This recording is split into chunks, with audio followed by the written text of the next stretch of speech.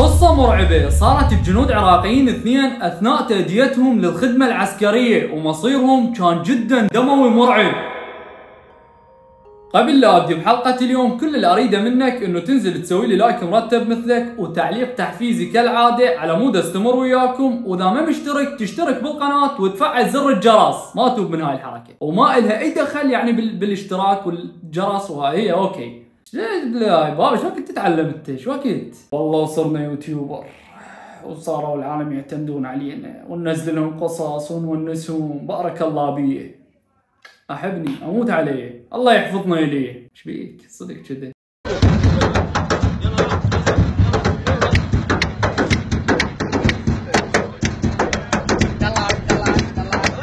بالبداية قبل لا ابدي اريدك تصلي على محمد وآل محمد، وخلونا مباشرة ندخل بصلب الحلقة بدون ما نحرق اي حدث منها. انا بالنسبة الي اعتبر الطنطل عبارة عن كائن اسطوري وما له اي وجود، بس اغلب العالم يقولون انه احنا شفنا الطنطل وصارت ويانا مواقف مرعبة. تعال هسه انا وانت نعرف نبذة مختصرة عن هذا الكائن ووين وجوده بالاساس. كائن الطنطل اساس وجوده بالعراق وتحديدا بالاهوار، وهو كائن كلش طويل، يعني طوله يوصل ما يقارب مترتين ونص الى 3 بالقليل. وهذا الكائن عنده القدرة على التشكل، يعني مرة يصير حيوان اجلكم الله مثل البزونة او الكلب، او مرات يقدر يصير انسان والعلم عند الله. وهذا الكائن مشتهر بالعراق بصورة مو طبيعية ورعب العراق والوطن العربي بصورة عامة. وبنهاية الحلقة راح اقول لك اساس هذا الطنطل وشلون صار. انت بمجرد ما تشوف كائن الطنطل او بس تسمع باسمه قلبك راح ينملي بالخوف والرعب.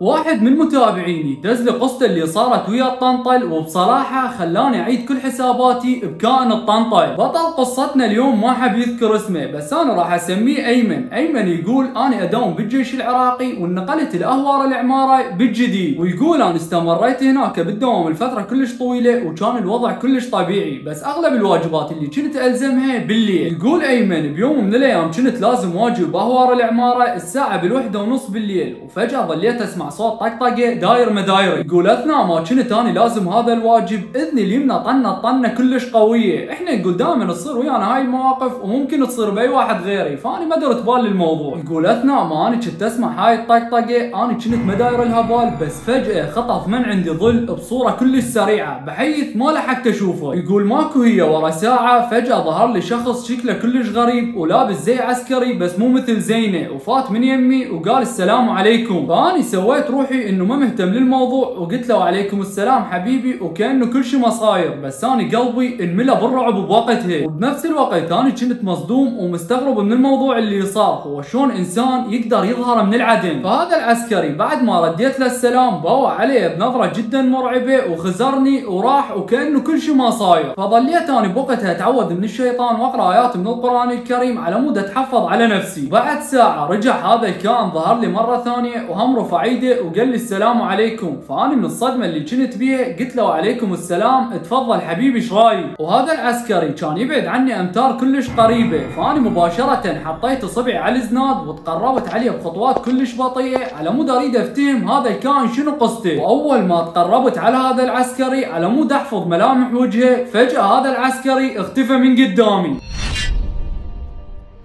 اثناء ما اختفى هذا العسكري من قدامي ورا دقائق ظليت اسمع اصوات كلش مرعبه ما كان الها اي مصدر، وظليت اسمع صوت صراخ داير مدايري. وهذا الصوت كنت اتساءل دائما انه هذا الصوت مو غريب علي، ومن جيت وطلعت من الكرفان مالتي اتاكدت انه هذا الصوت مال صراخ هو نفس الصوت اللي سلم علي، ولكن كان بمسافه جدا بعيده. هنا الخوف سيطر على قلبي ومباشره دخلت الزميلي بالكرفان وحكيت له على كل شيء انا مريت بيه. اثناء ما كنت احكي زميلي المواقف اللي مريت بيها، زميلي قال لي انا ما اثق بهاي السوالف، انت ابقى ببدالي بالكرفان وانا راح اطلع الزم الواجب ببداله. هو كان يلبس الزي العسكري مالته على مود يطلع للواجب ببدالي. فجأة ظلينا نسمع اصوات طابوق تتشمر علينا بداخل الكرفان، وهاي من غير اصوات الصراخ اللي ظلت تزيد وتعلى، واصوات بكي مال اطفال ما لها اي مصدر، وصوت الطابوق اللي انضرب بالكرفان كلش مرعب. فزميلي قال لي هاي يمكن واحد جاي يسوي انا مقلب، فانا راح اطلع واتفقد الموضوع ببدالك، انت ظل ببدالي بالكرفان والواجب مالتك عوف انا الزمه اليوم ببدالك. واول ما طلع زميلي من الكرفان على مود يلزم الواجب ببدالي كان يمشي بخطوات بطيئه وانا كنت اباوع عليه من داخل الكرفان. فجأة زميلي انسحب بقوه من رجله واختفى تماما.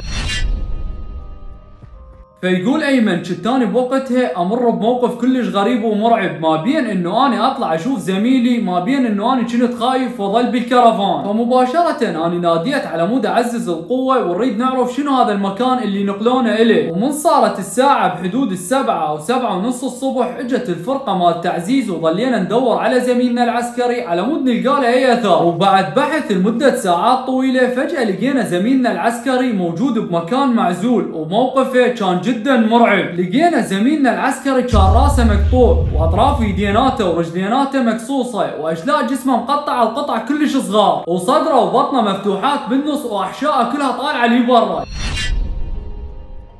ومن جاء امر الفصيل مالتنا وحكينا له على كل شيء صار واخذناه لمسرح الجريمه اللي صارت بها الحادثه. قال لنا اللي ظهر زميلكم هذا كائن وهذا الكائن اسمه الطنطل ومشهور كلش باهوار العراق. وصاحب القصه قال لي انه هو بطل من دوامه نهائيا بسبب هذا الكائن المرعب. تعال هسه انا اقول لك ليش انا اعتبر كائن الطنطل عباره عن كائن اسطوري وما له اي وجود من الاساس.